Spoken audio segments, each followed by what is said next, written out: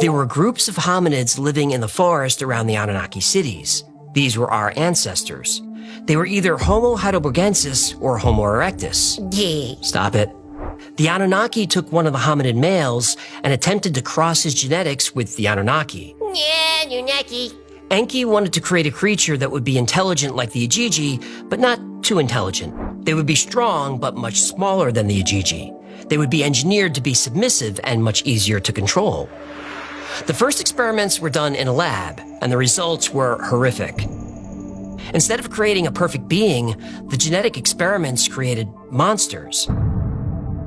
Gorgons, Cyclops, Banshees, and two-headed giants. These monsters still live on in ancient stories.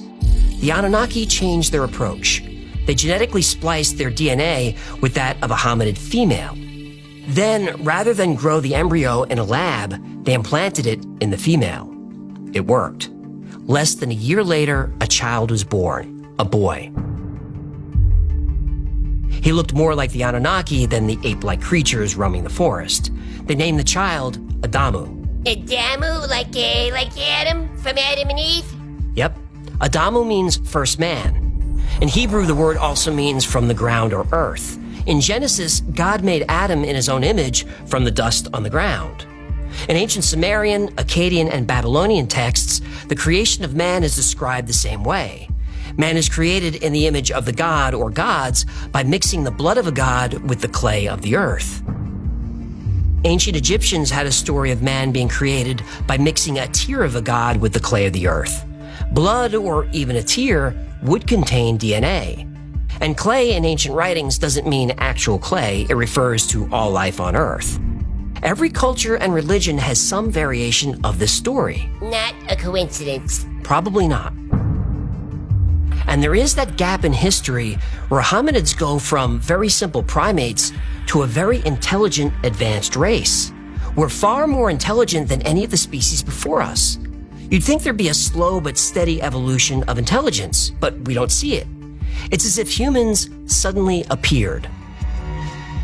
Dr. Ellis Silver wrote a book about this jump in evolution in his book, Humans Are Not From Earth. His theory says that humans were brought here by aliens.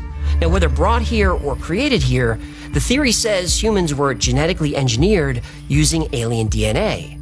Dr. Silver claims that humans are not well suited to Earth's environment, while every other animal is. Why did we lose our fur? Human skin is very sensitive to sunlight and UV radiation. If we spend too much time in the sun, it leads to serious diseases, especially skin cancer. No other animals get sunburned.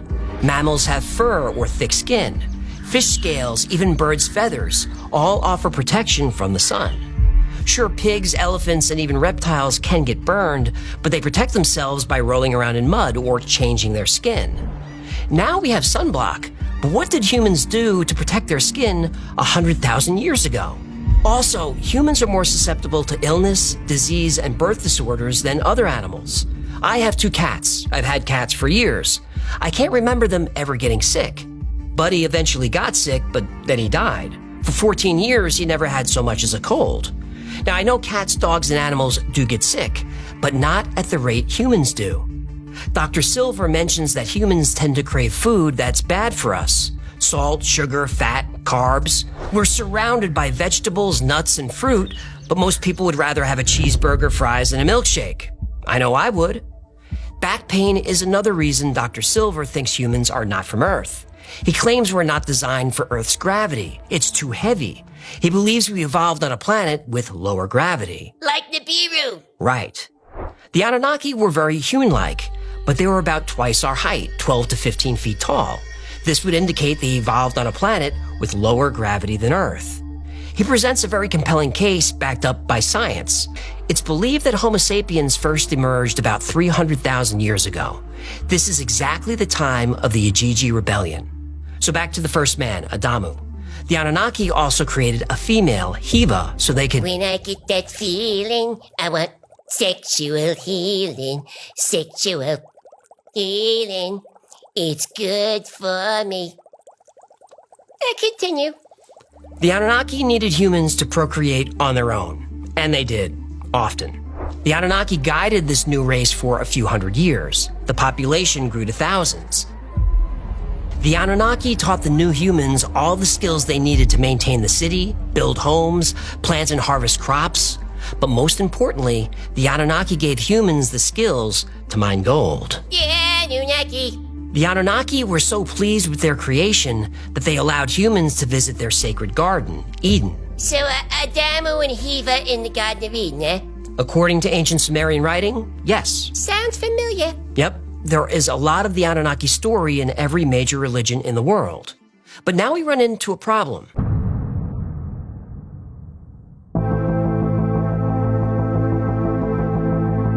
Humans didn't look like apes at all. They looked pretty much like Anunnaki, just smaller. And human women were beautiful. Uh-oh, that always means trouble. One of these women caught the eye of Enki, the Anunnaki ruler of the city Eridu. Yeah, and there it is. Hey, Enki, her eyes are up here. But relationships between Anunnaki, Igigi, and humans were strictly forbidden. Don't sleep with the help. Oh, come on, that's rude. I'm serious. You get in trouble when you party with your employees. Just ask Arnold and Ben Affleck. So Enki broke the law and had a relationship with a human woman. From this relationship, a child was born, a boy named Adapa. Until now, humans were very simple, docile beings, intelligent enough to do the work the Anunnaki needed, but not intelligent enough to complain about it. The birth of Adapa changed everything. He was part human, part Anunnaki. He was extremely intelligent.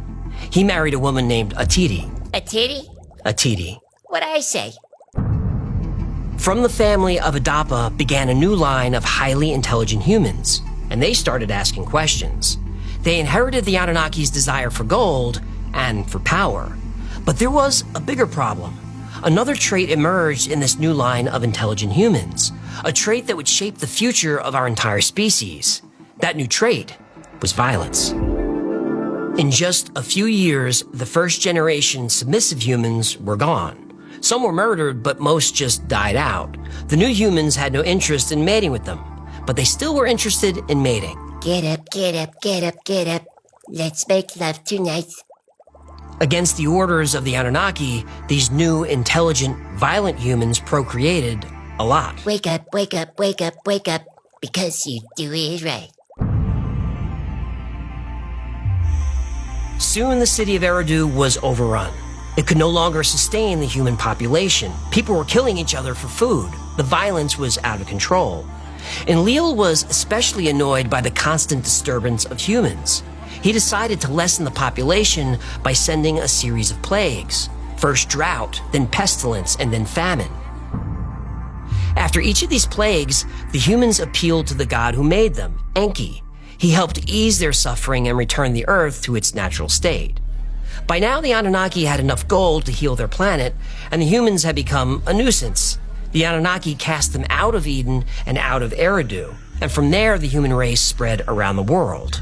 But not all humans left. Some stayed and had relationships with several Anunnaki. The children born of these relationships were extremely powerful demigods. Legendary figures like Gilgamesh, Samson, Hercules, and Perseus were the offspring of Anunnaki human unions. But some humans had relationships with the Igigi.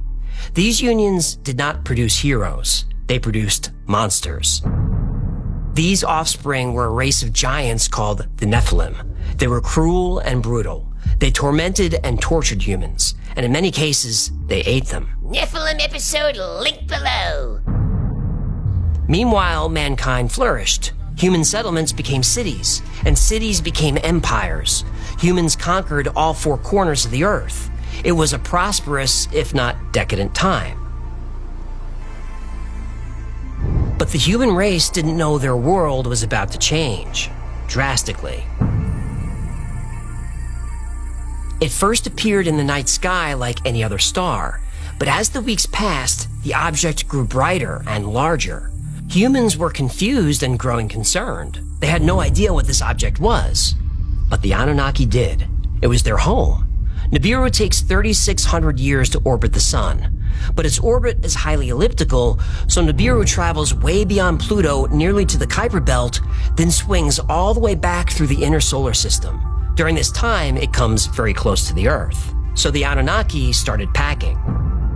They had enough gold to heal their atmosphere. There was no reason to stay on Earth anymore. Besides, when Nibiru got close to the Earth, they did not want to be on the surface. No, this sounds ominous. Oh yeah, it's gonna be bad. How bad? Well, imagine every disaster movie you've ever seen rolled into one cataclysmic event. Okay, that's bad. It's actually way worse. Yeah, but what about the humans? Oh, after Nibiru passes by the Earth, there won't be any humans left. Oh no.